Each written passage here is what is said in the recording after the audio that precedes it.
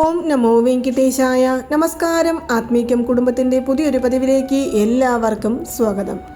ഇന്ന് പുരട്ടാസി മാസത്തിലെ വളർപ്പിറ ഷഷ്ടി ദിവസം. ഈ ദിവസത്തിൽ നമ്മൾ ഏതു കാര്യങ്ങൾ ആഗ്രഹിച്ചാണെങ്കിലും മുരുക ഭഗവാന്റെ ഈ തിരുനാമം വെറും 6 പ്രാവശ്യം ചൊല്ലിയാൽ നമ്മുടെ ജീവിതത്തിലെ ആഗ്രഹങ്ങൾ നിറവേറിക്കിട്ടും. മുരുക ഭഗവാന്റെ അനുഗ്രഹം നമ്മുടെ ജീവിതത്തിൽ ഉണ്ടാകും. മാത്രമല്ല, തുലാമാസത്തിൽ ഇനി വരുന്ന മഹാസ്കന്ധ ഷഷ്ടിക്ക് മുന്നേ നമ്മൾ ആഗ്രഹിച്ച കാര്യങ്ങൾ എല്ലാം തന്നെ നിറവേറിക്കിട്ടും. നമ്മുടെ ജീവിതത്തിൽ ഒരു അത്ഭുതങ്ങൾ സംഭവിക്കുവാൻ പോകുന്നു എന്നതിനുള്ള ഒരു സൂചന നമ്മളിലേക്ക് എത്തിച്ചേരും. ഇങ്ങനെ പല വിധത്തിലുള്ള നന്മകൾ വന്നു ചേരുന്ന ഒരു ഷഷ്ടി ദിവസമാണ് ഇന്ന്.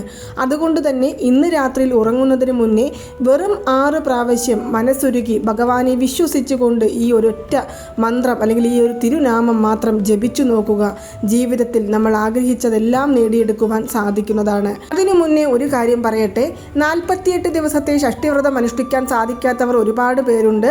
അവരെല്ലാവരും ഒരുപോലെ ചോദിക്കുന്ന ഒരു ചോദ്യമാണ്, ഈ 48 ദിവസം കഴിഞ്ഞാൽ നമ്മൾ ഇനി എപ്പോഴാണ് ഷഷ്ടിവ്രതം ആചരിച്ചു തുടങ്ങേണ്ടത് എന്ന്. അതിനെക്കുറിച്ചെല്ലാം ഞാൻ ആ 48 ദിവസത്തെ ഷഷ്ടിവ്രതത്തിൽ ഇട്ടിട്ടുണ്ടെങ്കിലും കൂടി ഞാൻ വീണ്ടും ഒന്നുകൂടി പറയാം. നിങ്ങൾക്ക് 48 ദിവസത്തെ ഷഷ്ടിവ്രതം അനുഷ്ഠിക്കാൻ സാധിക്കാത്തവരാണെങ്കിൽ ഈ വരുന്ന 7-ാം തീയതി മുതൽക്ക് 21 ദിവസത്തെ ഷഷ്ടി നമുക്ക് അനുഷ്ഠിക്കാവുന്നതാണ്. 7-ാം തീയതി എന്ന് പറയുമ്പോൾ നമുക്ക് സ്കന്ധ ഷഷ്ടി അല്ലെങ്കിൽ ശൂരസംഹാരം നടക്കുന്നത് 27 ആകുമ്പോൾ 20 ദിവസമല്ലേ വരികയുള്ളൂ എന്ന് ചോദിക്കുന്നവർക്കായിട്ട് ഞാൻ പറയാം. നമ്മളെല്ലാവരും തന്നെ സ്കന്ധ ഷഷ്ടി എന്ന് പറയുമ്പോൾ 6 ദിവസമാണ് കണക്കിലാക്കി വച്ചിരിക്കുന്നത്. പക്ഷേ അതിൻ്റെ ശരിയായ ദിവസങ്ങൾ എന്ന് പറയുന്നത് 7 ദിവസമാണ്. ശൂരപത്മാസുരനെ ഭഗവാൻ സംഹാരം ചെയ്തതിനു ശേഷം തിരുത്തണിയിൽ തിരുക്കല്യാണം ചെയ്യുന്ന ഒരു ഉത്സവം കൂടിയുണ്ട്. അതും കൂടി കഴിഞ്ഞാലേ നമ്മുടെ ഷഷ്ടി പൂർത്തിയാവുകയുള്ളൂ. അങ്ങനെ നോക്കുമ്പോൾ 28-ാമത്തെ ദിവസം വരെയും നമുക്ക് സ്കന്ധ ഷഷ്ടി വ്രതം 21 ദിവസത്തെ ആചരിക്കാവുന്നതാണ്. ഇതിനിടയിൽ പീരിയഡ്സ് ആകും, പുലവാലായ്മയുണ്ട് എന്ന് പറയുന്നവർ ദീപം തെളിയിക്കാതെ വ്രതം മാത്രം, അതായത് നോൺ വെജ് ഒന്നും കഴിക്കാതെ ശുദ്ധമായി ഇരിക്കുവാനായിട്ട് ശ്രമിക്കുക. ഇനി അഥവാ നമുക്ക് ആ ഒരു 21 ദിവസത്തെ വ്രതവും അനുഷ്ഠിക്കാൻ സാധിക്കാത്തവരുണ്ടെങ്കിൽ നിങ്ങൾ ഏത് വിട്ടാലും ഈ വരുന്ന മഹാസ്കന്ധ ഷഷ്ടി ദിവസം 7 ദിവസം അനുഷ്ഠിക്കുക തന്നെ വേണ്ടതാണ്. അപ്പോൾ അതിനെ കുറിച്ചുള്ള സംശയങ്ങൾ മാറിക്കാണുമെന്ന് ഞാൻ വിശ്വസിക്കുന്നു. അപ്പോൾ ഞാൻ ഇന്ന് ഇവിടെ പറയുവാൻ പോകുന്നത്, ഇന്ന് നമ്മുടെ കന്നിമാസത്തിലെ ഷഷ്ടി ദിവസമാണ്. നമ്മൾ പല വിധത്തിലുള്ള മന്ത്രജപങ്ങളെക്കുറിച്ചും പൂജകളെക്കുറിച്ചും വഴിപാടുകളെക്കുറിച്ചും നിങ്ങളോട് ഞാൻ പറഞ്ഞിട്ടുണ്ട്. അതുപോലെ തന്നെ നമ്മുടെ തിരുപ്പുകഴിനെക്കുറിച്ചും വേൽമാറൽ മഹാമന്ത്രത്തെക്കുറിച്ചും സ്കന്ധഷഷ്ടി കവചത്തെക്കുറിച്ചും എല്ലാം പറഞ്ഞിട്ടുണ്ട്. പക്ഷേ ഞാൻ ഇന്നിവിടെ പറയുവാൻ പോകുന്നത് വളരെ എളിമയായ ഒരു മന്ത്രം, ആർക്കു വേണമെങ്കിലും ചൊല്ലാവുന്ന ഒരു മന്ത്രം. ഇതിന് പീരിയഡ്സ് ആണോ പുലവാലായ്മയാണ് എന്നൊന്നും നോക്കേണ്ട. ഇനി അഥവാ ഇന്ന് ഞായറാഴ്ചയാണ്, ഞങ്ങൾ നോൺ വെജ് കഴിച്ചിട്ടുണ്ട് എന്ന് പറയുകയാണെങ്കിലും നിങ്ങൾക്കും നിങ്ങളൊരാഗ്രഹം മനസ്സിൽ കരുതിക്കൊണ്ട് ഈ ഒരൊറ്റ തിരുനാമം ജപിക്കാവുന്നതാണ്. ഞാൻ എന്തുകൊണ്ടാണ് ഈ ഒരു മന്ത്രം നിങ്ങൾക്ക് ജപിക്കാം, അല്ലെങ്കിൽ നമുക്ക് ഏതൊരു തരത്തിലുള്ള നിയന്ത്രണങ്ങളും ഇല്ലാതെ ഇത് ചൊല്ലാമെന്ന് പറയുന്നത് എന്നാൽ, തിരുനാമം എന്ന് പറയുന്നത് ഭഗവാന്റെ മറുപേരാണ്. ഈ മറുപേരുകൾ അല്ലെങ്കിൽ ഭഗവാനെ നമ്മൾ മനസ്സിൽ ധ്യാനിക്കുവാനോ മനസ്സിൽ പ്രാർത്ഥിക്കുവാനോ നമുക്ക് യാതൊരു വിധത്തിലുള്ള തടസ്സങ്ങളും തന്നെയില്ല.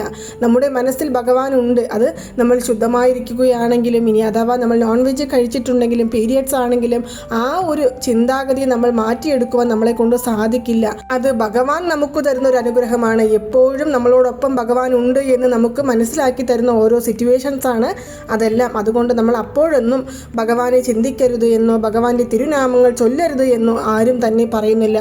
മറിച്ച് ആ ഒരു സമയത്ത് മന്ത്രജപങ്ങൾ അതുപോലെ തന്നെ നമ്മുടെ പൂജാതി കർമ്മങ്ങൾ ഒന്നും തന്നെ ചെയ്യാൻ പാടില്ല. ഈ ഒരു കാര്യം മാത്രം നമ്മൾ ശ്രദ്ധിച്ചാൽ മതി.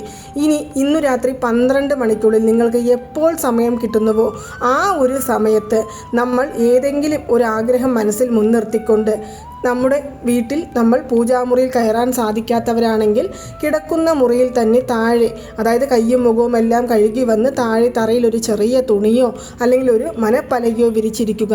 ഇനി താഴെ ഇരിക്കാൻ സാധിക്കാത്തവരുണ്ടെങ്കിൽ കസേരകളിലോ കട്ടിലിലോ ഇരുന്നു കൊണ്ട് കണ്ണുകൾ അടച്ച് സുബ്രഹ്മണ്യ സ്വാമിയെ മനസ്സിൽ ധ്യാനിച്ചുകൊണ്ട് ഓം ഷഷ്ടി കുമാരായ നമ എന്നുള്ള മന്ത്രം നമ്മൾ 6 പ്രാവശ്യം ചൊല്ലാം. ഇനി നിങ്ങൾക്ക് 6 പ്രാവശ്യമല്ല, നിങ്ങൾക്കിത് 68 66 പ്രാവശ്യം ചൊല്ലണമെന്ന് ആഗ്രഹമുണ്ടെങ്കിലും നിങ്ങൾക്കത് ചെയ്യാവുന്നതാണ്. ചുരുങ്ങിയത് 6 പ്രാവശ്യവും അല്ലെങ്കിൽ 66 പ്രാവശ്യവും ഈ തിരുനാമം അല്ലെങ്കിൽ ഈ ഒറ്റനാമം ജപിച്ചാൽ മാത്രം മതി. നമ്മുടെ തീർത്താൽ തീരാത്ത പ്രശ്നങ്ങളുണ്ടെങ്കിലും അതെല്ലാം തീർന്നു കിട്ടുന്നതായിരിക്കും. കഷ്ടപ്പാടുകളാണ്, ദുഃഖങ്ങളാണ്, ദുരിതങ്ങളാണ് എന്ന് പറഞ്ഞ് മനസ്സ് വിഷമിച്ച് വേദനിക്കുന്നവർ, നാളെ ഉണരുമ്പോൾ ഉണ്ടാകുന്ന പല വിധത്തിലുള്ള പ്രശ്നങ്ങളെ ഓർത്ത് ദുഃഖിക്കുന്നവർ, ആരോഗ്യപരമായ പ്രശ്നങ്ങളെക്കുറിച്ച് ഓർത്ത് സങ്കടപ്പെടുന്നവർ, മാനസികപരമായി വിഷമങ്ങൾ അനുഭവിക്കുന്നവർ, ദാമ്പത്യപരമായ പ്രശ്നങ്ങൾ അനുഭവിക്കുന്നവർ തുടങ്ങി അനേകായിരം പേർ നമ്മളുടെ ഇടയിൽ തന്നെ ഉണ്ട്. അങ്ങനെയുള്ളവർക്ക് എല്ലാവർക്കും ഒരു മറുമരുന്ന് തന്നെയാണ് സുബ്രഹ്മണ്യ സ്വാമിയുടെ തിരുനാമങ്ങളും മന്ത്രജപങ്ങളും എന്ന് പറയുന്നത്. അതും ഈ പുരട്ടാസി മാസത്തിൽ, പുരട്ടാസി എന്ന് പറയുമ്പോൾ നമ്മുടെ വെങ്കടാചലപതി ഭഗവാന്റെ ഒരു പ്രധാനപ്പെട്ട മാസമാണ്. ആ മാസത്തിൽ മരുമകൻ്റെ തിരുനാമങ്ങൾ ജപിക്കുന്നത് വളരെ നല്ലതാണ്. മാത്രമല്ല നവരാത്രി പാർവതീപുത്രനായ സുബ്രഹ്മണ്യ സ്വാമിയുടെ തിരുനാമങ്ങളും മന്ത്രങ്ങളും ജപിക്കുന്നതും നമ്മുടെ ജീവിതത്തിൽ ഉയർച്ച കൊണ്ട് തരുവാൻ സഹായിക്കുന്നതായിരിക്കും.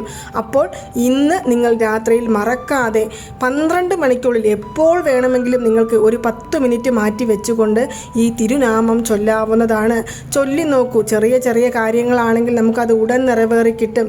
ഇനി നമുക്ക് വലിയ ഏതെങ്കിലും പ്രശ്നങ്ങളാണെങ്കിൽ പതുക്കെ പതുക്കെ നമ്മൾ മുരുക ഭഗവാനിലേക്ക് അടുക്കും തോറും മുരുക ഭഗവാൻ നമ്മുടെ പ്രശ്നങ്ങളെല്ലാം തന്നെ മാറ്റിത്തരുന്നത് നമുക്ക് തിരിച്ചറിയുവാൻ സാധിക്കുന്നതായിരിക്കും. ഇനി ചിലർ പറയും, ഞങ്ങൾക്ക് ഇത് നോട്ട് പുസ്തകത്തിൽ എഴുതാമോ എന്ന്. ധാരാളം. നമുക്ക് ഒരാഗ്രഹം മനസ്സിൽ മുൻനിർത്തിക്കൊണ്ട് 66 പ്രാവശ്യം ഓം ഷഷ്ടികുമാരായ നമ എന്നുള്ള മന്ത്രം എഴുതാവുന്നതാണ്. ഓരോ പ്രാവശ്യം എഴുതുമ്പോഴും മുരുക ഭഗവാന്റെ തിരുമുഖം നമ്മുടെ മനസ്സിലുണ്ടാകണം. നമ്മുടെ കഷ്ടപ്പാടുകളോ ദുഃഖങ്ങളോ അല്ല നമ്മുടെ മനസ്സിലുണ്ടാകേണ്ടത്, മറിച്ച് ഭഗവാന്റെ കൊഞ്ചിക്കുന്ന, ലാളനയോടുകൂടി നിൽക്കുന്ന, വേൽ കയ്യിലേന്തി നിൽക്കുന്ന ആ സുബ്രഹ്മണ്യ സ്വാമിയുടെ തിരുമുഖം നമ്മുടെ മനസ്സിലുണ്ടെങ്കിൽ എത്ര വലിയ വേദനകളാണെങ്കിലും എത്ര വലിയ പ്രശ്നങ്ങളാണെങ്കിലും തീരാ ദുഃഖങ്ങളാണെങ്കിലും അത് തീർത്തു തരും വേലവൻ. പിന്നീട് നിങ്ങൾ എഴുതിയ ആ നോട്ട് പുസ്തകം കീറിക്കളയണമെന്നോ അല്ലെങ്കിൽ ആ പേപ്പർ കീറിക്കളയണമെന്നോ യാതൊരു നിർബന്ധവുമില്ല. നിങ്ങൾക്ക് ഏത് നിറത്തിലുള്ള മഷിയുള്ള പേനകൾ കൊണ്ട് വേണമെങ്കിലും 66 പ്രാവശ്യം ഇന്ന് നമുക്ക് ഭഗവാന്റെ ഈ തിരുനാമം എഴുതാവുന്നതാണ്. കറുത്ത നിറത്തിലുള്ള മഷിയുള്ള പേന മാത്രം ഒഴിവാക്കി നോക്കൂ. തീർച്ചയായും നമ്മുടെ ജീവിതത്തിലും നന്മകൾ വന്നു ചേരുന്നതായിരിക്കും. അപ്പോൾ നിങ്ങൾ ഇത് ഇന്ന് മറക്കാതെ ചെയ്യുമെന്ന് പരിപൂർണമായി ഞാൻ വിശ്വസിക്കുന്നു. മാത്രമല്ല, നമ്മുടെ തിരുപ്പതി വെങ്കടാചലപതി ഭഗവാന്റെ തിരുക്കഥയുടെ 2ാം ഭാഗം ഞാൻ ഇന്നലെ ഒരു വീഡിയോ ആയിട്ട് ഇട്ടിട്ടുണ്ട്. അത് കാണാത്തവരുണ്ടെങ്കിൽ കണ്ടു നോക്കുക. കഴിഞ്ഞ ശനിയാഴ്ചയും അതുപോലെ ഇന്നലെയും ഇട്ടിട്ടുണ്ട്. ഇനി 2 ശനിയാഴ്ചയും കൂടിയുണ്ട്. നമുക്ക് അതിനുള്ളിൽ തന്നെ തിരുപ്പതി വെങ്കടാചലപതി ഭഗവാന്റെ ആ മാഹാത്മ്യത്തെക്കുറിച്ച് മുഴുവനായും പറഞ്ഞു തരുവാൻ സാധിക്കുമെന്ന് ഞാൻ വിശ്വസിക്കുന്നു. അപ്പോൾ അത് കാണാത്തവരുണ്ടെങ്കിൽ മറക്കാതെ കണ്ടു നോക്കുക. ഭഗവാനെക്കുറിച്ചുള്ള കഥകൾ ഈ ഒരു മാസത്തിൽ കേൾക്കുന്നതും അതുപോലെ തന്നെ ഭഗവാന്റെ തിരുനാമങ്ങൾ ജപിക്കുന്നതും തന്നെ പുണ്യമാണ്. നിങ്ങളിൽ പലരും ആ ഒരു വീഡിയോ കണ്ടു കാണും. എങ്കിലും കാണാത്തവരുണ്ടെങ്കിൽ മറക്കാതെ ഒന്ന് കാണുക. അപ്പോൾ നിങ്ങൾക്ക് എല്ലാവർക്കും ഈ ഒരു വീഡിയോ ഇഷ്ടമായി കാണുമെന്ന് വിശ്വസിക്കുന്നു.